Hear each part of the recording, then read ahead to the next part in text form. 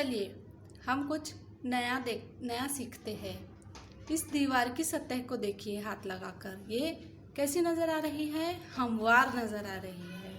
उसी तरह से ये पुट्ठे की भी सतह हमवार है।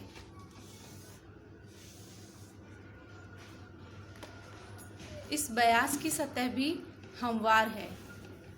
हम इसे एक ही तरह से छू सकते हैं। इसी तरह ये मोबाइल है, मोबाइल की सतह भी हमवार होती है। हमवार सतह को रियाजी की ज़बान में मुस्तवी कहते हैं। अब इस बोतल को देखिए, इस पानी की बोतल को हम छुएंगे तो ये एक मुस्तवी नहीं है, ये गोल है। हम वापस से आकर वापस से हम उसी सतह पर आ जाएंगे तो ये मुस्तवी नहीं कहलाएंगी।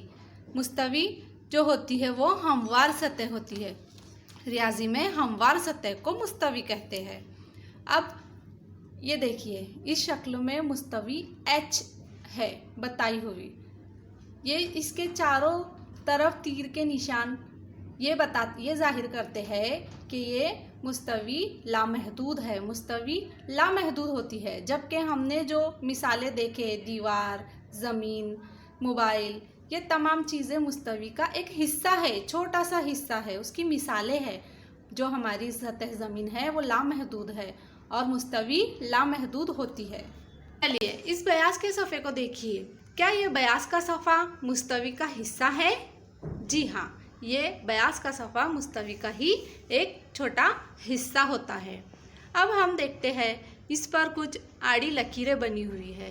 ये तमाम आड़ी लकीरों के दरमियान यकसा फासला है। ये एक दूसरे को कभी कता नहीं करती। ऐसी लकीरें जो एक दूसरे को कता नहीं करती मुतवाज़ी खुतूत कहलाती है। एक मुस्तवी में वाक़े एक दूसरे को कता ना करने वाले खुतूत मुतवाज़ी खुतूत